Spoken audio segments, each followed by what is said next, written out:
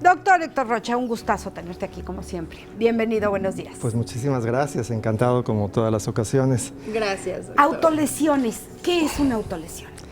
Bueno, sí, bueno, la palabra lo dice, pero se refiere esencialmente a aquella acción consciente o inconsciente, voluntaria o involuntaria, que se genera a la persona a sí misma. Hay muchos niveles y muchos grados de autolesiones. Y se refiere específicamente a aquellas que son de forma recurrente, de forma... ¿Cómo cuál? Ponnos un ejemplo.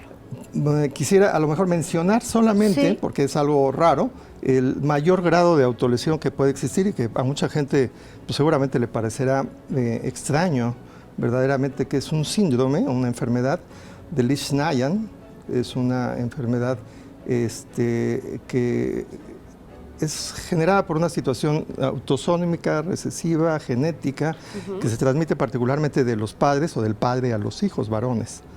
Es un problema en el metabolismo del ácido úrico y trae muchísimas complicaciones generales, renales y funcionales, cardíacas, etcétera. Pero en el área mental o en el área conductual y psiquiátrica existe una autodestrucción a su máximo nivel. De manera que incluso se reconoce también como el síndrome de la automutilación. Ok. ¿Hasta dónde llegas? Esto ocurre porque, bueno, pues el cerebro, igual que la mayor parte de los órganos, están intoxicados de manera generalizada por esta falla en el metabolismo de la jantina, que es un precursor del ácido úrico, etcétera, y entonces está intoxicado propiamente. Y los síntomas desde el punto de vista mental son la tendencia imparable, incontrolable prácticamente, a mutilarse. ¿Desde dónde puede llegar a ser una mutilación? Bueno, pues el morderse todo lo que tenga a su alcance de sí mismo. Mordérselo, pero no nada más como... Oído esto. O sea, es una cuestión de que se arrancan, no se comen, porque no se los comen. Pero se pueden morder un dedo pero y arrancarse el dedo. Y se lo arrancan con la Con fuerza la que lengua. puedan tener. Ajá. Generalmente todo esto es con la boca, pero también puede ser con las manos.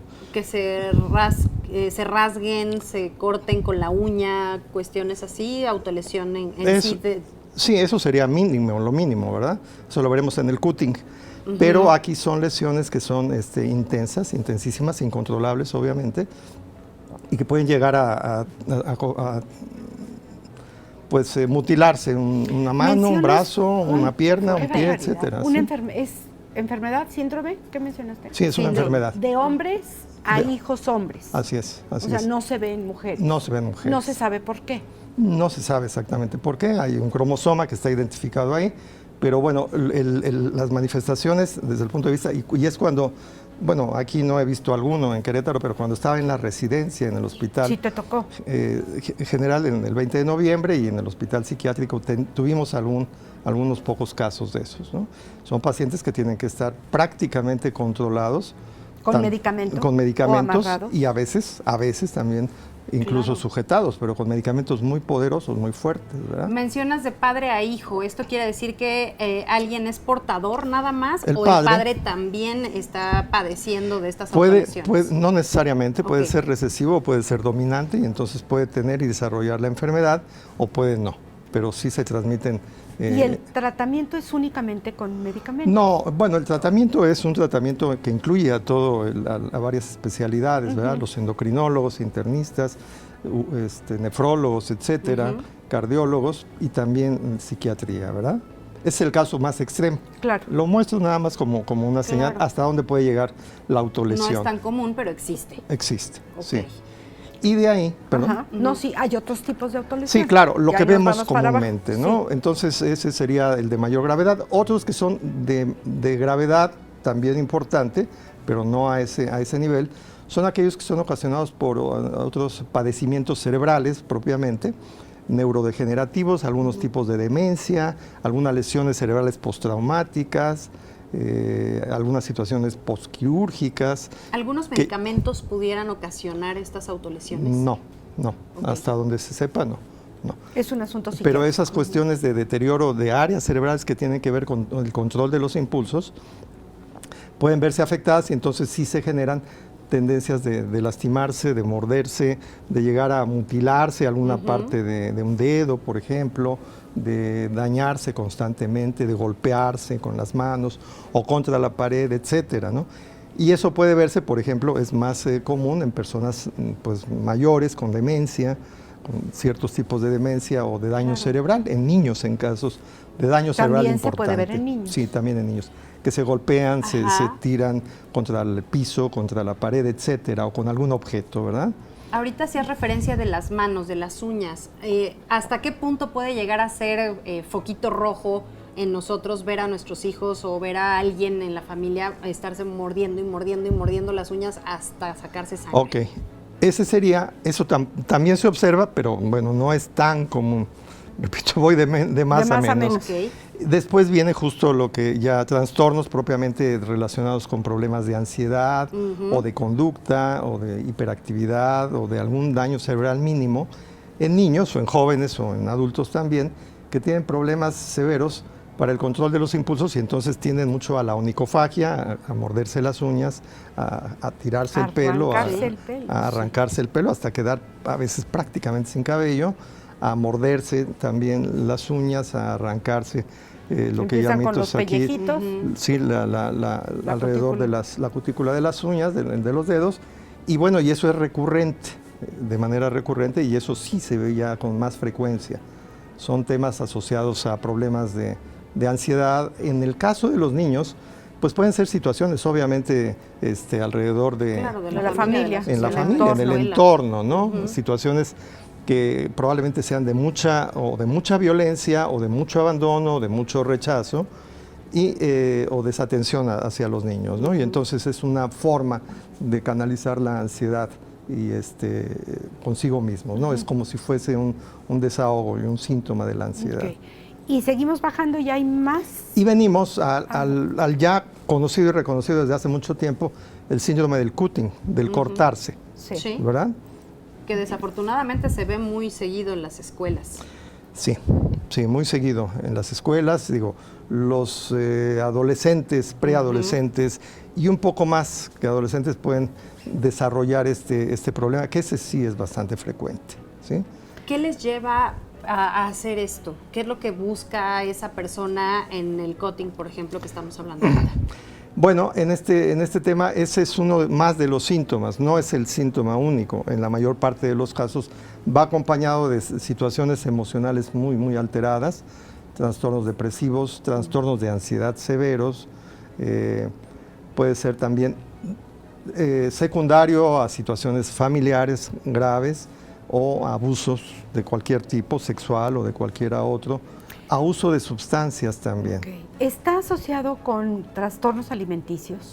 Alguien Sí. que había padecido, no me acuerdo si era anorexia o bulimia, decía que en sus estados o en sus crisis se cortaba, como para, no debía haber comido y me corto, como un autocastigo. Tiene varias implicaciones, justo, ¿no? El hecho, preguntabas acerca de cuáles son las causas o los factores personales y emocionales que llevan a esta. la atención de alguna forma? Son también? varios, son variados, no hay uno único. Es primero una ansiedad y una tensión enorme que se va acumulando como un volcán que se va poco a poco entrando en mayor intensidad por las circunstancias que esté pasando, y que con cuando llega a su punto clímax, a su intensidad mayor, es cuando se lleva a la persona a realizar el corte como una forma o tipo de alivio, vamos a decir, momentáneo, por supuesto, de catarsis o de salida de la tensión,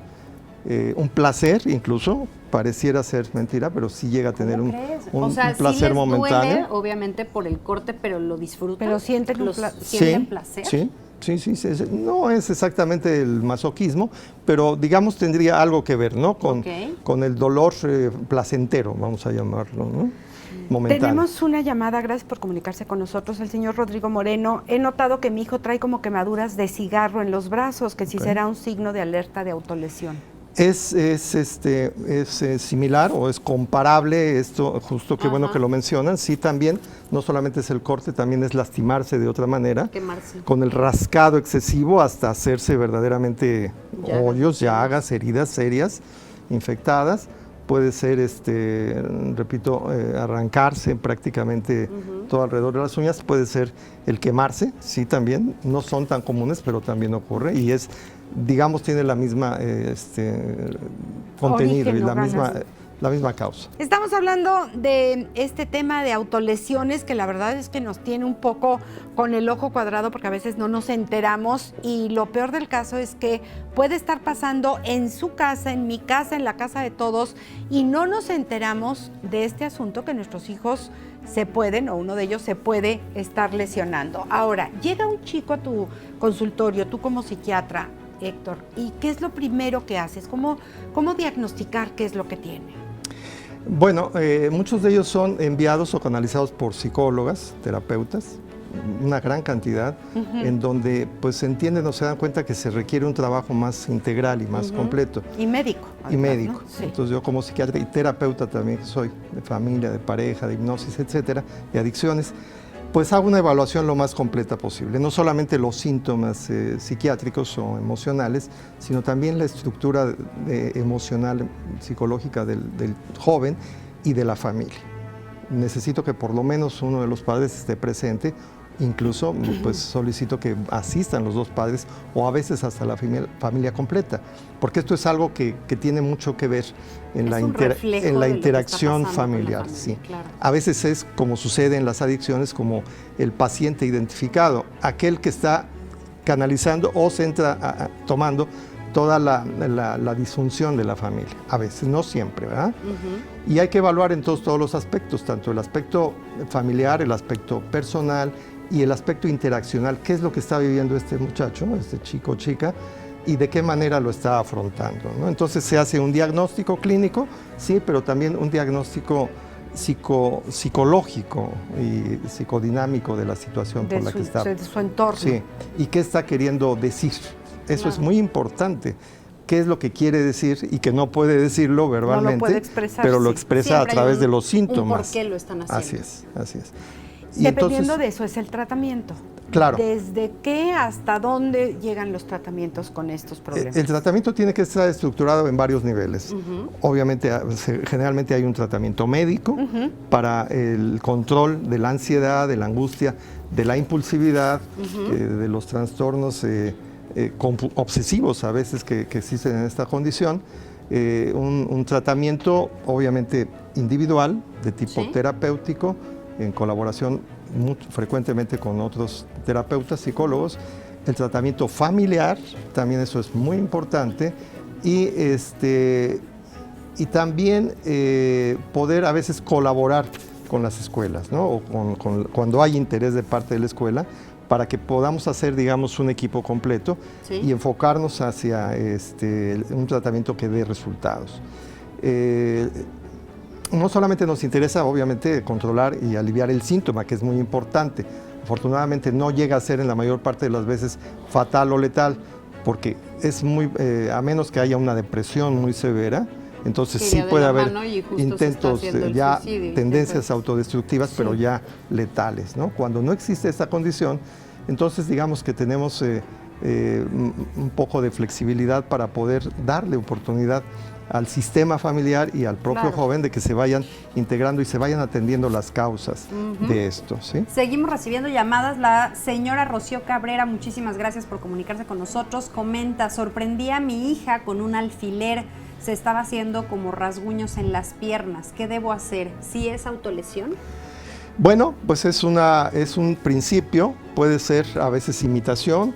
Comentábamos ahorita en la pausa, sí, que a veces en los grupos, cuando ocurre esto, en los grupos escolares, de amigas, hay una situación que se comparte y que tiene que ver a veces con el hecho de decir, bueno, a ver, ¿quién lo puede hacer, no?